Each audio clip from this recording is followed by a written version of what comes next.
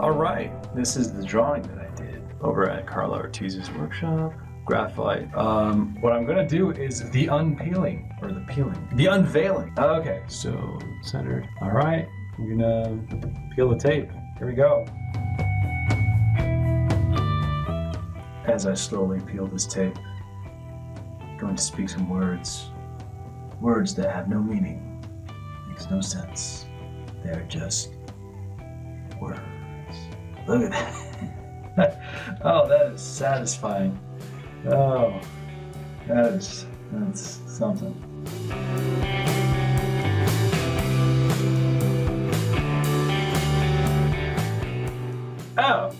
Oh yeah. All right.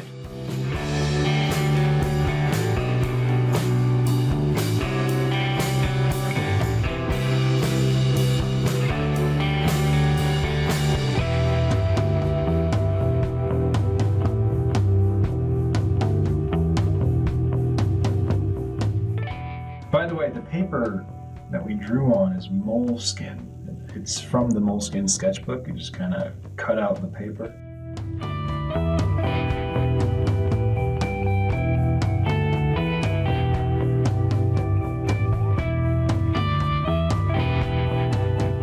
Okay, so I'm going to peel this off, this last few pieces of tape, and we'll talk about what this, drawing.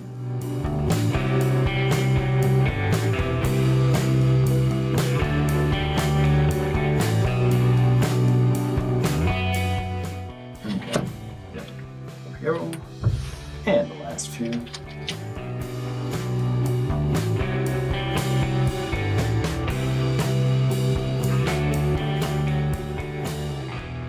All right, well, let's have a look. There it is. Ta-da! You know, it was a learning experience. I learned quite a bit. And it reminded me of like the necessity of learning from accuracy, because oh god, that's really bad. oh, Carlo's gonna be upset.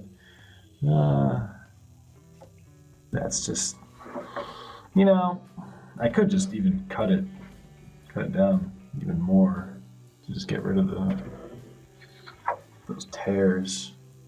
All right, so this is supposed to be Persephone, and that is supposed to be Hades. Now, I'm not really too familiar with Greek mythology, but that's a story that we work with, and well, that's what we used for that workshop. And we had models come in based on our sketches. Like, for example, we were like, oh, let's do a bunch of thumbnail sketches of like, oh, okay, what if Hades was standing like this, and maybe there's a shadow cast like that. And then his hand is up like this, and then maybe he's holding, I don't know, something, fire. Okay, so that's one idea. And then maybe like, how would it look if there was two people? Okay, so maybe Hades is here, and then, I don't know, Persephone is on his side. I don't know. But basically, we had a whole series of these sketches of ideas. Let me see if I can find that. 1 second. All right, this is a moleskin sketchbook, which I don't really use. I prefer just other stuff. So I was embarrassed of all the art that's in here, so I just put tape so no one would look. I guess not. That's pretty cool. Let's see. Okay, so yeah, here are my first sketches. You can see it's like more fantastical and almost not easy to replicate in real life kind of drawings. This one was my first pick. Before I had done the other sketches, I was like, oh yeah, cool, what if Persephone was sitting down like this and Hades was like, I'm a bad guy. Or maybe they were in love, or something like that, and he's got his hand on her, and I like that too. So these are thumbnails that I could even take to finish later, and here's just kind of random sketches.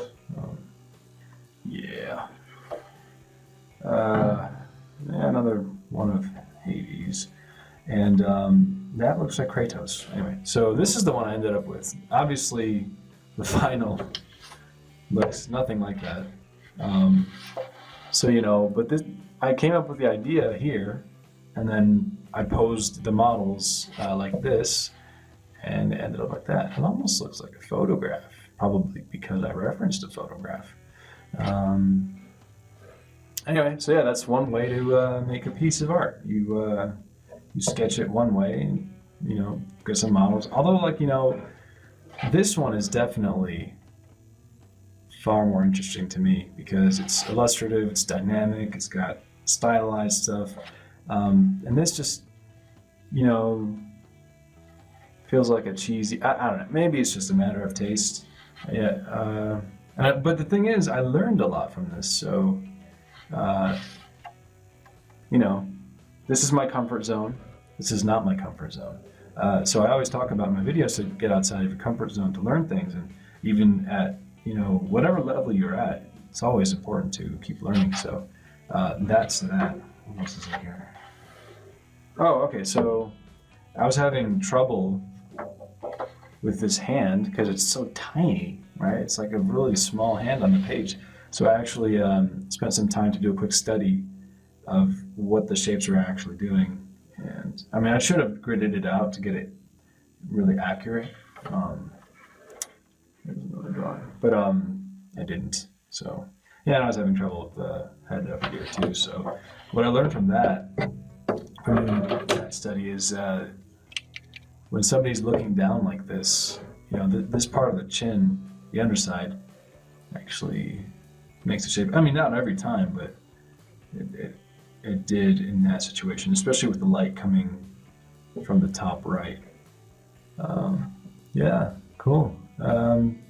Now this shoulder piece, this pauldron, is actually I got the reference from Pinterest, and it was not a pauldron, it was actually a helmet. You've probably seen it if you collect armor references on there, because I changed it up a bit, but it's got this really cool shape. And then the same thing with the chest plate. And the drapes going around, I photoshopped the reference. Like her dress was actually, I had somebody literally hold her the drapes over here, so I actually had to Photoshop somebody's hand out in the reference, and then I took that and I duplicated it this way and then over here, just to kind of frame the reference, the illustration. All right, so that's how you go from, coming up with an idea to a finish, and then you have something worth unveiling. All right, with feeling. Okay, so let me know what you think of this. I'm not sure what I'm going to do with this. I don't like keeping artwork. Maybe I'll put it in the prize pool of the Sketchbook Challenge. I don't know. We'll see. All right, you guys have a great day. Wait, can you see? I have this on a glass thing. Hi. It's like a piece of glass. Here, I can just show you. That's what I do when I want to record myself sketching. I just built these out of freaking wood and stuff, and that's my light setup. Just ambient light, direct light. The direct light is cool, and then that's warm. And let's show you some other stuff. These are great pencils. They are Blackwing Pearls. I've showed them before. Come on, focus. Yep.